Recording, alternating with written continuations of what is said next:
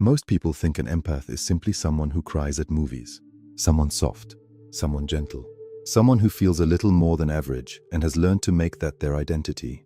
A personality type from an internet quiz. A label worn like a badge that explains why social situations are draining and why other people's moods seem to land so much harder than they should. But Carl Jung never used the word empath casually. He was not describing a personality preference or a sensitivity score on a questionnaire. He was pointing towards something far older, far deeper, and far more structurally significant in the human psyche. He was describing a specific relationship between an individual's consciousness and the unconscious, both their own and the collective unconscious of everyone around them. Jung wrote something that should reframe everything you think you know about sensitivity.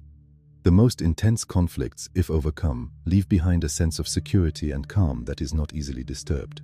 This is not the description of someone who feels too much and manages it poorly. This is the description of someone who has been forged by the full depth of emotional experience, and who carries that depth as a form of knowledge that other ways of being in the world simply cannot access. Here is what this essay is about. Not a checklist. Not a personality quiz with 4 bullet points and a subscribe button. This is a Jungian examination of the 4 deep structural signs that distinguish the true empath, in Jung's sense of the word, from the person who is simply sensitive or anxious or emotionally reactive. These 4 signs are not things you do. They are things you are, at the level of the unconscious, at the level of the archetypes, at the level of the psyche's fundamental relationship with the world. By the end of this essay, you will either recognize yourself with a clarity that feels almost uncomfortable, or you will understand someone in your life in a way you never quite managed before. Either way, something will have shifted in how you understand the architecture of feeling. Now let's go inside. Because what is waiting there is a mirror, and for once, it is going to show you something true. For most people, emotion is a reaction.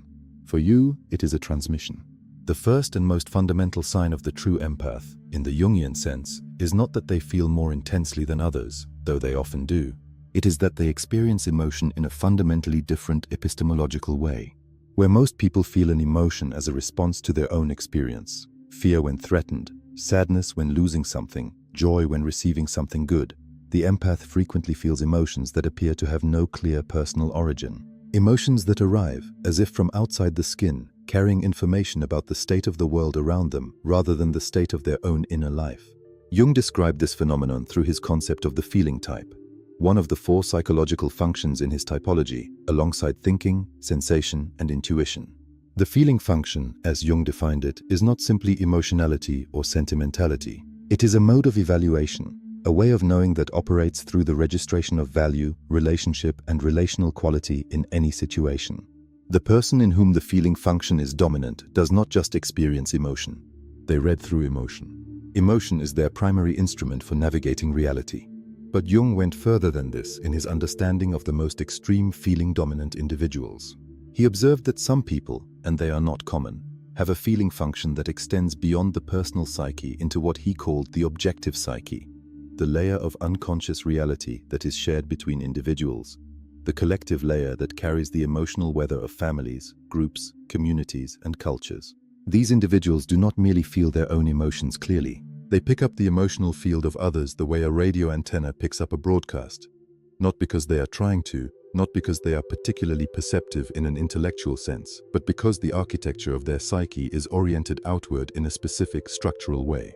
The practical experience of this is something the true empath has almost always struggled to articulate.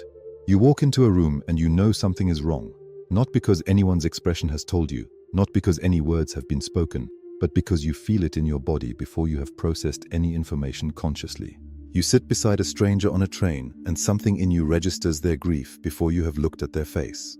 You enter a conversation already braced for the emotional content that will emerge because you received it before the other person began to speak. This is not imagination. It is not anxiety projecting meaning onto neutral situations. The true empath has been right about this too many times, in too many contexts, across too many years, to sustain the hypothesis that it is projection. What they are receiving is real. Jung would locate it in what he called the participation mystique, a term he borrowed from the anthropologist Levi Bruhl to describe the ancient, pre-individual mode of psychic experience in which the boundaries between self and world are permeable, in which the inner and outer are not yet fully separated. Most modern humans have erected solid walls between their psyche and the psyche of others. The true empath never fully built those walls, or built them and found them dissolving, because the permeability is structural, not chosen. This is a form of knowing that the rational, thinking dominant culture we inhabit profoundly undervalues. It does not show up on academic tests. It does not translate neatly into the kind of analytical discourse that modern institutions reward. But throughout human history, in every culture that has ever existed, people with this capacity were recognized as essential, as healers, as priests, as intermediaries between the individual and the collective, as the ones who could feel the unspoken truth of a situation when everyone else was still lost in its surface. The shadow of this gift, and it has a shadow like every genuine gift, is that the empath frequently cannot distinguish their emotional data from their emotional noise. They receive the transmission clearly, but they cannot always tell which frequency it is coming from. Is this grief mine, or is it the grief of the person sitting across from me? Is this anxiety arising from my own unconscious, or is it the anxiety of the collective field I am currently immersed in? Without this discernment, which is not innate but developed, the empath is at risk of drowning in data they have no framework for interpreting. This is precisely why Jung's framework matters so much for the true empath. Not as validation, though it is that. As a map. A map of what is actually happening, why it is happening, and what it requires. Feeling as information is not a disorder. It is an ancient and sophisticated mode of knowing. The work is not to silence it. The work is to learn to read it. You are never overreacting. You are receiving data that most people's instruments cannot detect. The pain you feel is real, but it was never originally yours. The second sign of the true empath in Jung's framework is somatic. It is written in the body before it reaches the mind. And it is one of the most isolating experiences an empath navigates, because it is almost impossible to explain to someone who has not experienced it, and almost impossible for those who have experienced it to believe is legitimate rather than hypochondriac or dramatic or simply a sign of excessive anxiety. The experience goes like this. Someone close to you is carrying pain, grief, rage, shame, fear, the specific heaviness of a secret they have not shared with anyone. They have not spoken about it. They may be actively concealing it, performing normalcy with great skill, and yet something in your body begins to respond. A tightening in the chest, a weight behind the sternum, a headache that appears from nowhere and disappears when the conversation ends, a sudden fatigue that lands between one moment and the next with no physical explanation. The body is registering something that the mind has not yet received, and it is registering it as if the pain were happening to you. Jung's understanding of the psyche-soma relationship was, in many ways, ahead of its time. He was insistent that the body and the unconscious speak the same language, that the unconscious expresses itself through the body just as readily as through dreams or fantasies, and that physical symptoms which have no clear organic origin deserve to be read as psychological communications rather than dismissed as psychosomatic in the pejorative sense. The body is not lying when it produces these symptoms. It is reporting. For the true empath, the specific somatic mechanism at work is what Jung called participation mystique at the physical level. The psychic permeability that allows emotional information to cross the boundary between self and other does not stop at the psychological. It extends into the body. The empath's nervous system is not merely receiving emotional data, it is enacting it. This is why the empath who spends an afternoon with a depressed friend feels not just sympathetically sad, but physically heavy, slow, and depleted in a way that mirrors the phenomenology of depression itself. This is why an empath in a room full of anxiety can develop physical symptoms, shallow breathing, a clenching in the gut, a lightheadedness, that track the collective anxiety of the room more precisely than any measuring instrument. Modern neuroscience has begun to catch up to what Jung observed clinically. Research on mirror neuron systems and on the somatic markers of social cognition suggests that the brains of highly empathic individuals show significantly greater activation in areas associated with pain processing when they observe others in pain, not just the cognitive understanding of another's pain, but the actual neural recruitment of pain-related networks, as if the body were simulating the experience from the inside. The empath's body is not performing sympathy. It is running a lived simulation. The philosophical weight of this is considerable. It means the empath is, in a very real sense, carrying more than one life in their body at any given time. Their physical experience is not exclusively personal. It is porous to the somatic reality of others in a way that accumulates over time. Hours, days, years of absorbed physical experience that was never processed and released, sitting in the tissue as the specific, sourceless fatigue and diffuse discomfort that characterize the depleted empath's baseline physical state. There is a discernment practice that emerges from this understanding. One that is simple to describe and genuinely difficult to implement because it requires the empath to pause in real time and ask a question they were never taught to ask. The question is not, why do I feel this? The question is this mine? When the tightness appears in the chest, before immediately trying to manage it or explain it through personal narrative, the practice is to sit with it and ask honestly, did this arrive or did it arise? Did it come from within or did it land from without? This question alone, asked consistently over time, begins to build the discriminating awareness that is the empath's most important psychological tool. Because once the empath can reliably distinguish between their own somatic experience and the absorbed somatic experience of others, they gain something remarkable. They no longer have to choose between remaining open and remaining intact. They can feel what is real in the field around them, report it accurately to their own consciousness, and return it. Not coldly, not defensively, but with the clarity of someone who knows the difference between a message received and a burden carried. The body has always been trying to tell you what it holds. The second sign of the true empath is that the body speaks, and it speaks in other people's voices. The task is to learn to hear the difference. When the pain has no origin you can name, that is not confusion. That is your body telling you it has been working for two. You are not drawn to people's surfaces. You are drawn to what they hide. The third sign of the true empath is relational, and it is one of the most consequential aspects of the empath's psychology, both as a profound gift and as the specific mechanism through which the empath most commonly finds themselves in relationships that exhaust and diminish them. The true empath is not primarily attracted to people at the level of personality or accomplishment or social presentation. They are drawn with the precision of a compass needle to what lies beneath, to the unspoken, to the wound, to the depth and darkness that a person carries in their unconscious but has never shown to anyone. Jung described this with particular clarity in his understanding of how the unconscious communicates across the space between people. He observed that what cannot be spoken is nonetheless felt, that the unconscious of one person makes contact with the unconscious of another in ways that bypass conscious awareness entirely. The person who has a buried grief radiates it at a frequency below ordinary social perception. The person who carries an unacknowledged rage transmits it in their silences, their microtensions, the particular quality of their stillness. Most people receive these transmissions as a vague sense of discomfort around certain individuals, a feeling they tend to rationalize away or ignore. The true empath does not rationalize it away. They move toward it. This is the third sign, and it must be understood in its full complexity, because it is simultaneously what makes the empath a remarkable human being and what places them in specific recurring danger. The empath moves toward the hidden pain of another not out of masochism or naivety, but because something in their psyche recognizes at the level of the unconscious that hidden pain is real. It is the truest thing about a person, truer than their performance, truer than their charm, truer than the face they show the world. And the empath, whose entire psychological orientation is toward truth at the level of the feeling function, is magnetized by it.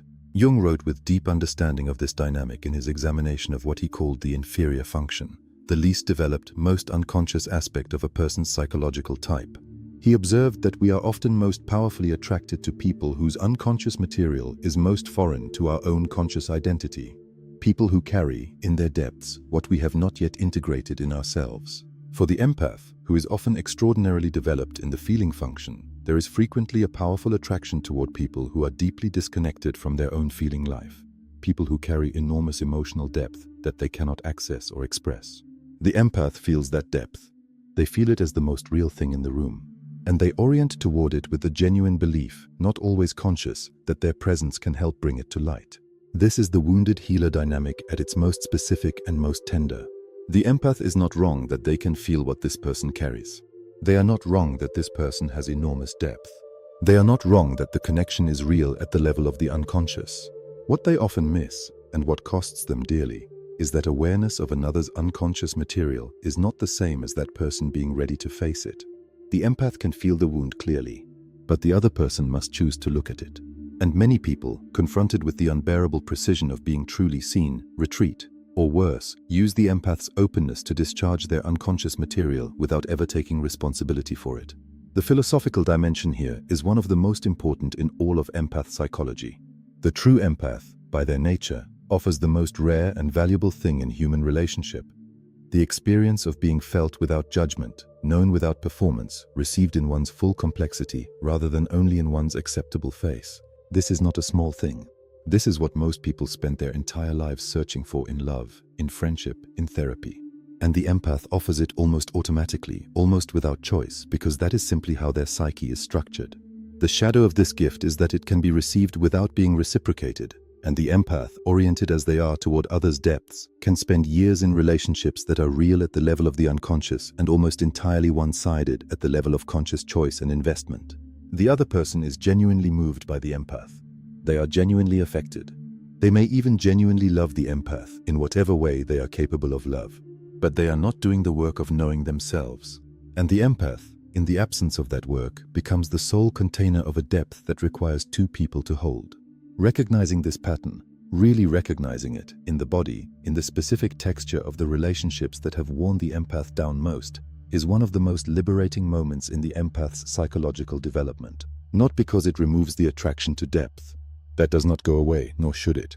But because it adds a crucial discernment. This person has depth is not the same as this person is ready to be known. And the empath's gift is most truly honored in the relationships of people who are working, actively, courageously, with genuine effort, to become conscious. You were not wrong about what you felt in them. You were wrong about what their depth obligated you to do. What you feel is often not personal at all, and yet nothing feels more intimate. The fourth and most profound sign of the true empath in Jung's framework is one that is almost never discussed in mainstream conversations about sensitivity or emotional intelligence. It is the most disorienting of the four signs to experience without a framework for understanding it, and the most powerful once it is recognized for what it is. It is this: the true empath does not only receive the emotional field of the individuals around them, they receive the emotional field of the collective.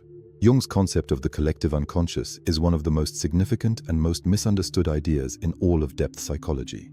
He was not describing a mystical phenomenon or making a metaphysical claim that cannot be examined.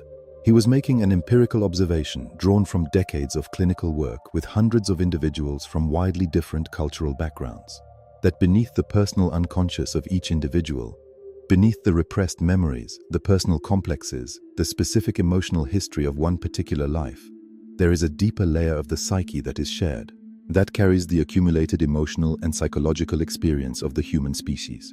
That holds the archetypes, the great recurring patterns of human experience, not as inherited ideas, but as inherited predispositions towards certain kinds of experience.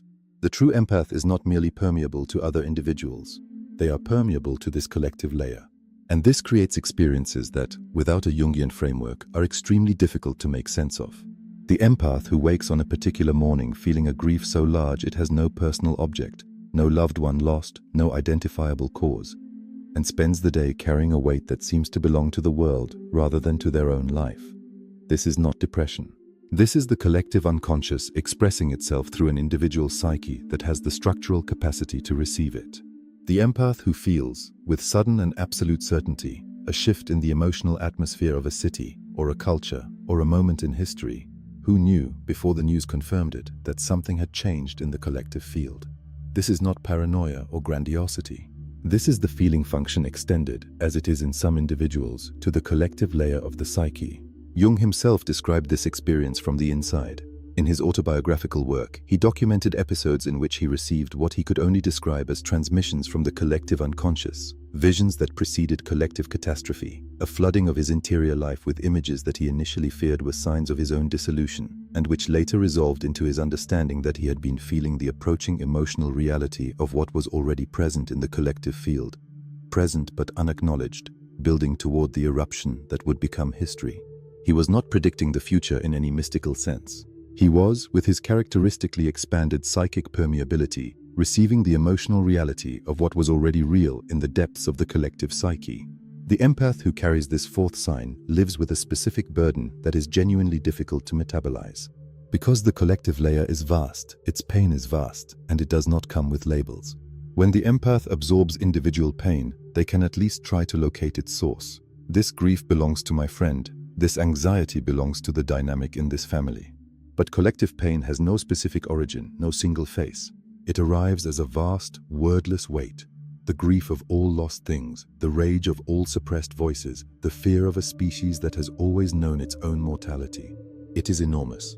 And because it arrives through the empath's personal body and personal psyche, it can be almost impossible to hold without collapsing the distinction between what is personal and what is transpersonal. This is precisely where Jungian analysis offers something that almost no other psychological framework does. Jung developed specific practices: active imagination, dream work, engagement with archetypal symbolism, for exactly this challenge. The challenge of maintaining personal identity while remaining open to the collective layer of the psyche. He understood that the person who is constitutionally open to the collective unconscious is not pathological. They are, in the deepest sense, serving a function that every healthy society needs. The function of the one who feels what the collective has not yet allowed itself to feel, who carries the emotional truth of the moment before that truth is expressible in the language of the time. This is not a comfortable role. It is not a role anyone chooses. But understanding it, really understanding it, at the level of the psyche rather than merely the intellect, transforms the empath's relationship to their own experience in a fundamental way. The grief that has no personal origin becomes comprehensible. The weight that arrives from nowhere becomes meaningful. And the empath who has spent years wondering why they feel everything so personally begins to understand that much of what they feel was never personal at all. It was collective, and it moved through them because they were the ones built to receive it. That is not a burden without meaning. That is a function.